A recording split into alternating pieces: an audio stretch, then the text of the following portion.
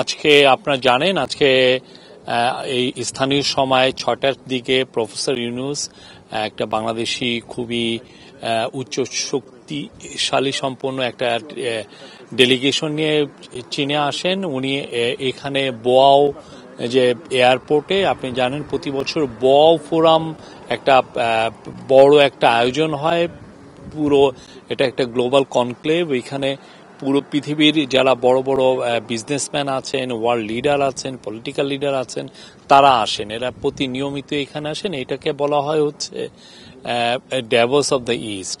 ড্যাভোসে যেমন ধরেন পুরো পৃথিবীর সমস্ত বড় বড় সিইও, বড় বড় ওয়ার্ল্ড লিডার, অনেক ক্ষেত্রে আমেরিকান এবং চাইনিজ লিডাররাও যেরকম থাকেন, তো সেইটার আদলে এখানে বোয়াও ফোরামের অন্যান্য মানে এশিয়ার যারা বড় বড় লিডার এরা থাকেন, অনেক সময় ওয়েস্টার্ন লিডাররাও আসেন। এবং এখানে একটা বড় ফিচার হচ্ছে যে প্রচুর প্রাইভেট সেক্টরের যারা এশিয়ায় টপ প্রাইভেট সেক্টরের যারা লিডার তারাও আসেন।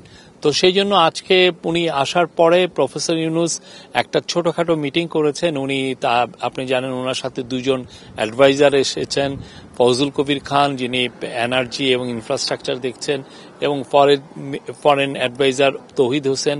তারপরে ওনার সাথে আছেন high representative on Rohingya issues doctor Khalilur Rahman এবং বিডার chairman, executive chairman Chowdhury Ashik Mahmud. তো উনি আজকে তাদেরকে নিয়ে একটা মিটিং করেন। মিটিংয়ে সবাইকে বলেন যে বাংলাদেশের বিষয়টা আরো জোরালোভাবে, তারা যেহেতু এই বোয়াও ফোরামের বাইরেও বিভিন্ন সাইড লাইনে অনেকগুলো মিটিংয়ে যেহেতু তারা অংশগ্রহণ করবেন, তো সেই কারণে তাদেরকে জোরালোভাবে কি কি করণীয় সেটা আজকে উনি বলেছেন। এবং কালকে আমাদের সত্যিকার অর্থে কালকে খুবই বিজি ডে। কালকে খুব সকালে প্রফেসর ইউনূস বোয়াও ফোরামে রওনা দিবেন। বোয়াও ফোরামে এসে উনি প্রথম কাজটা হবে যে চাইনিজ এক্সিকিউটিভ ভাইস প্রিমিয়ার, উনি খুব সিনিয়র একজন চাইনিজ লিডার, তার সাথে কথা হবে।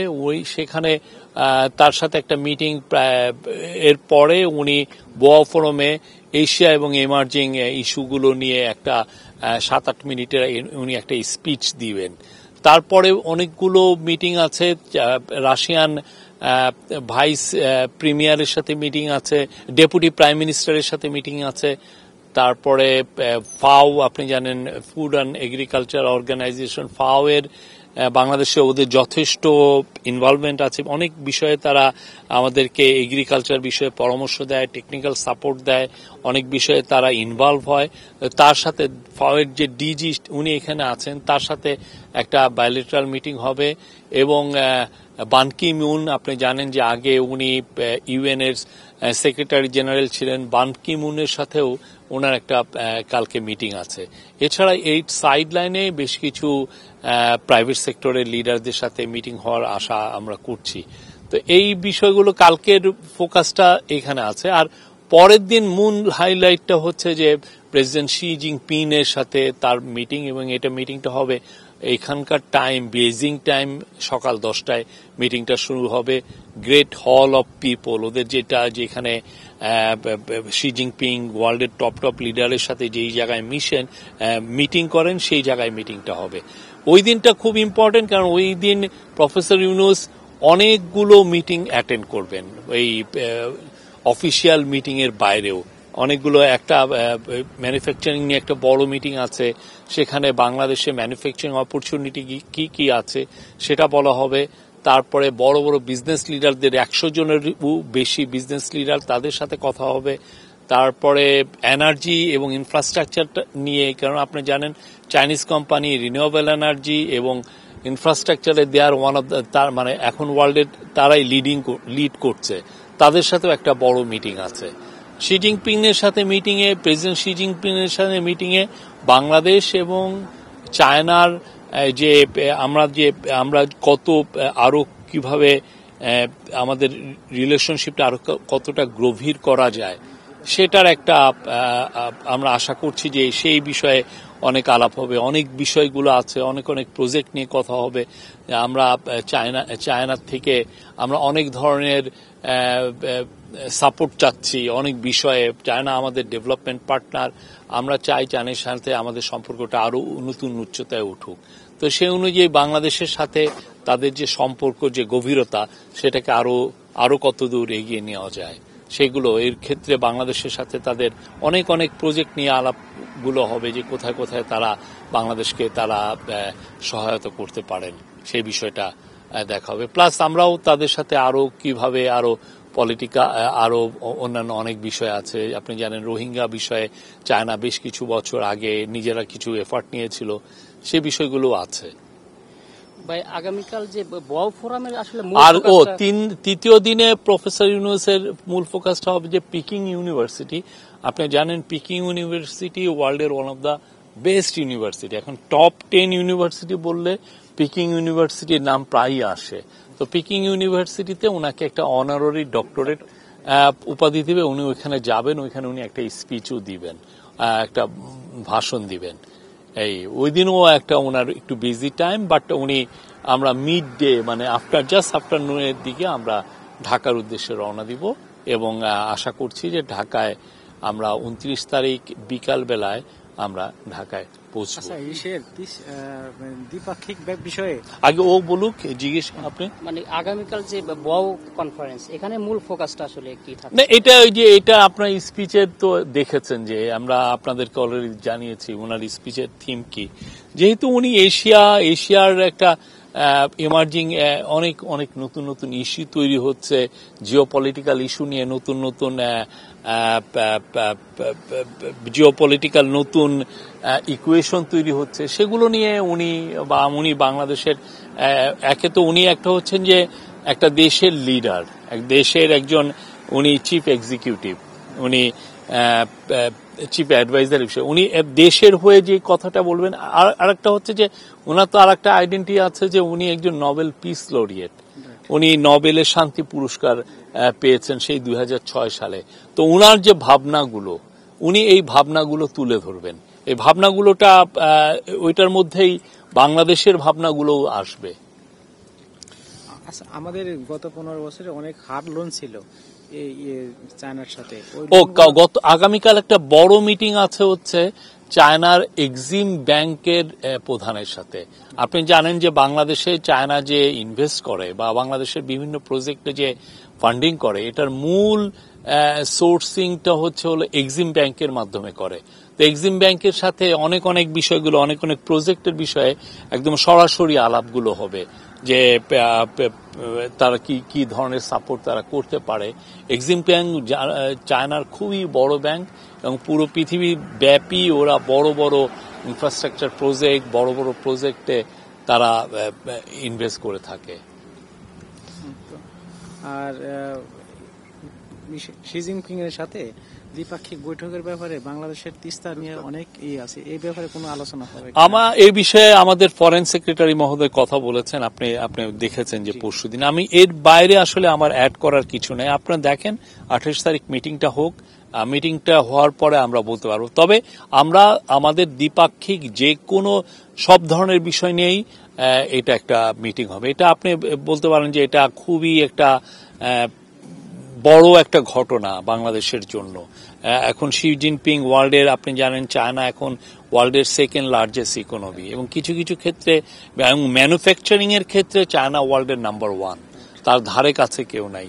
ওয়েস্টার্ন নেশনগুলো অনেক ক্ষেত্রে সার্ভিস সেক্টরে এগিয়ে আছে, কিন্তু চায়না ম্যানুফ্যাকচারিং এ চায়না ইউএস এরও তাদের 3 গুণ বড় তাদের ম্যানুফ্যাকচারিং সেক্টর। তো বাংলাদেশে তাদের এই ম্যানুফ্যাকচারিং একটা প্রফেসর ইউনূসের একটা মূল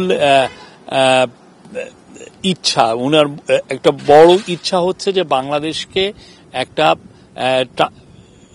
ম্যানুফ্যাকচারিং হাব হিসেবে ট্রান্সফর্ম করা। বাংলাদেশকে একটা মানে আপনি ম্যানুফ্যাকচারিং হাব যদি আমরা না করতে পারি, তাহলে যেটা হবে যে আমরা এনাফ জব তৈরি করতে পারবো না। উনি মনে করেন যে বাংলাদেশে প্রচুর জব তৈরি করা উচিত।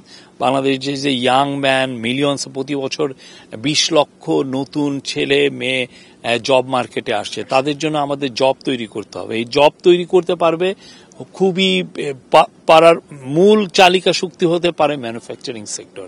তো উনি চাচ্ছেন এই ম্যানুফ্যাকচারিং সেক্টর আপনি কিভাবে জব তৈরি করতে পারেন, you need to bring foreign direction investment, বড় বড় কোম্পানিকে আপনি ডেকে এনে তারা যাতে বাংলাদেশে ম্যানুফ্যাকচারিং সেক্টরে ইনভেস্ট করে। যেমন লংগি, চাইনিজ যিনি যে একটা ওরা ফটোভোল্টাইক সোলার প্যানেলের যারা নির্মাতা, ওরা পৃথিবীর 70% তারা সোলার প্যানেল লংগি করে।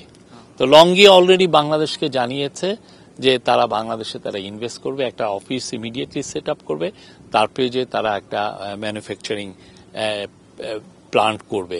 এবং তার জন্য যেটা হয়েছিল যে আপনি জানেন যে চায়নার ইনভেস্টমেন্ট আনার জন্য আগেও কিছু উদ্যোগ ছিল, কিন্তু উদ্যোগগুলো আসলে বেশি দূর এগোয় নাই।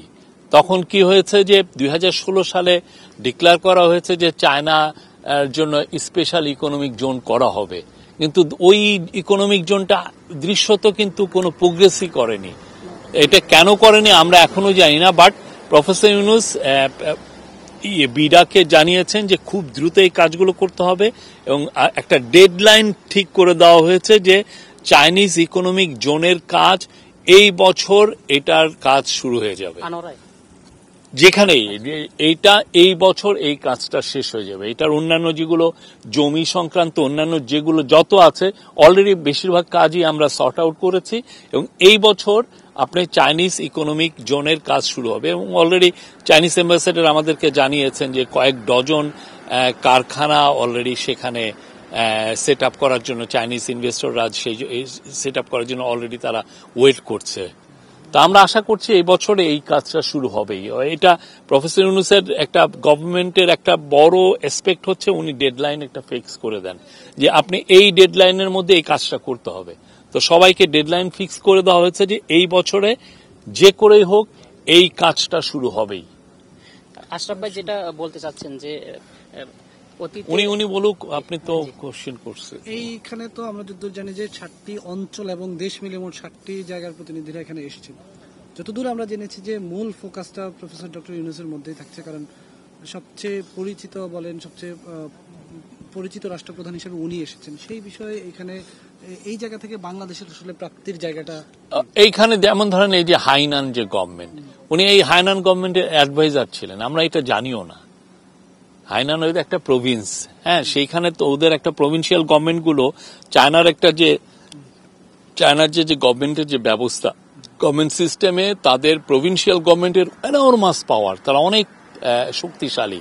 তো এই গভর্নমেন্টের উনি অ্যাডভাইজার ছিলেন অনেক আগে। তো এইখানে হ্যাঁ প্রফেসর ইউনূস, প্রফেসর ইউনূসকে সবাই চিনেন, উনি আজকে আসছেন না। কত সালে ওনার গ্রামীণ ব্যাংকের যে মডেল এখানে রেপ্লিকেটেড হয়েছে, ওনার সোশ্যাল বিজনেস মডেল এখানে রেপ্লিকেটেড হয়েছে, সবাই নিয়েছেন। এবং উনি যেই বলেন যে 30 ক্লাব, এইখানে চায়নার অনেকগুলো ইউনিভার্সিটিতে এই 30 ক্লাব আছে। তার যে এবং ওনার যে বই, এই যে 30 উপরে বই বা ব্যাংকার টু দ্য পোর, এখানে চাইনিজ ল্যাঙ্গুয়েজে এটা অনুবাদ হয়ে এটা একটা প্রচুর বিক্রি হয়েছে এখানে। তো এই জায়গায় উনি খুবই পরিচিত মুখ চাইনিজ লিডারদের কাছে, ওনার যে পরিচিতি এটা অকল্পনীয়। তো উনি এইটাকে অবশ্যই আমরা চাচ্ছি যে এই ওনার যে পরিচয়কে কিভাবে আরো আমরা আমাদের বাংলাদেশের উপকারে কতটুকু আনা যায়। কত সালে উনি ছিলেন এটা একটু? উনি ছিলেন না, উনি এখানে আসছেন, এসে উনি বিভিন্ন ইউনিভার্সিটিতে উনি স্পিচ দিয়েছেন, 30 ক্লাব উনি ইনস্টল করেছেন, সোশ্যাল বিজনেসের উপরে উনি বক্তব্য দিয়েছেন এবং সোশ্যাল বিজনেসের উপরে উনি এই অনেকগুলো ইউনিভার্সিটিকে এই বিষয়ে সেন্টার সেট আপ হয়েছে। তো এইখানে সবাই ওনাকে চিনেন এবং ওনার যে গ্রামীণ ব্যাংকের যে মাইক্রো ক্রেডিট, যে এটা যে এটার মাধ্যমে যে পভার্টি ইরেডিকেশন করা যায়, এখানেও এটা স্বীকৃত। তো ওনাকে, আর আপনি জানেন তো চায়না পুরো তার 1979-এ চায়না ওপেন আপ হয় ডেং জিয়াওপিং এর আমলে। তারপরে সেই 4 দশকে চায়না কিন্তু 80 কোটি লোককে তারা পভার্টির থেকে অবমুক্ত করে তারা আরো উপরে চলে গেছে চায়না। এবং এমনও হতে পারে যে আগামী 10 বছরে চায়না হবে পৃথিবীর লার্জেস্ট ইকোনমি। হ্যাঁ, তো সেই জন্য উনি একটা ভিত্তিপ্রস্তর তৈরি করে দিতে চাচ্ছেন প্রফেসর ইউনূস, যাতে বাংলাদেশ এবং চায়নার মধ্যে একটা সুদৃঢ় মজবুত একটা খুবই ফ্রেন্ডলি একটা রিলেশনশিপ হয়। ভাই, আশরাফ ভাই একটা কথা বলেছিলেন, দেখি না সেটি হচ্ছে যে অতীতে যে বিনিয়োগগুলো হয়েছে এগুলো কঠিন শর্তে, তো সামনে তো চায়না অনেক বড় বড় ইনভেস্টমেন্টে যাবে, সেক্ষেত্রে এটা সহজ কিছু করা হচ্ছে কিনা? এইটা নিয়ে কালকে আমার মনে হয় না যে খুব যে ওরা কঠিন শর্তে বিনিয়োগ করছে সেটা আমাদের দেখে নিতে হবে, বাট কালকে এই বিষয়গুলো অনেকগুলো বিষয় নিয়েই এক্সিম ব্যাংকের সাথে কথা হবে। চায়না কিন্তু বলছে যে তারা আমাদেরকে সহজ শর্তেই ঋণ দিচ্ছে।